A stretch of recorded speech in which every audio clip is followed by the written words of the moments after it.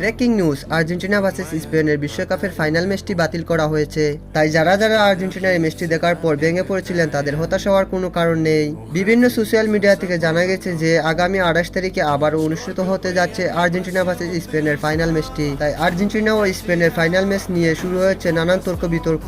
কেউ বলছে ফিফার কারণে হেরেছে আর্জেন্টিনা, আবার কেউ বলছে এর পিছনে ডোনাল্ড ট্রাম্প দায়ী। ড্রেসিং রুমে সেই ভিডিওটি ভাইরাল হওয়ার পর অনেকেই বলাবলি করছেন যে আর্জেন্টিনার সাথে সেই সময় কিছু একটা হয়েছিল। আর এমন সব তর্ক বিতর্কের কারণে ফিফা থেকে ঘোষণা এসেছে যে আবারও নাকি আর্জেন্টিনা ভার্সেস স্পেনের ফাইনাল ম্যাচটি আগামী 28 তারিখে অনুষ্ঠিত হতে যাচ্ছে। এই সংবাদটি শোনার পর কারা কারা খুশি হয়েছেন কমেন্ট বক্সে জানান। তো দর্শক, আপনি হয়তো আমার এই ভিডিওটি দেখার আগে অনেক সোশ্যাল মিডিয়াতে বা অন্য কারো কাছ থেকে 28 তারিখে আবার খেলা হবে এই কথাগুলো শুনেছেন যে আবারও নাকি ফাইনাল খেলা হবে, কিন্তু বাস্তবে আর এমন কিছুই হচ্ছে না। এমন কোনো ম্যাচের সময়সূচি এখনো প্রকাশ হয়নি। সাধারণত একবার চ্যাম্পিয়ন হয়ে গেলে সেটা আর পরিবর্তন হয় না।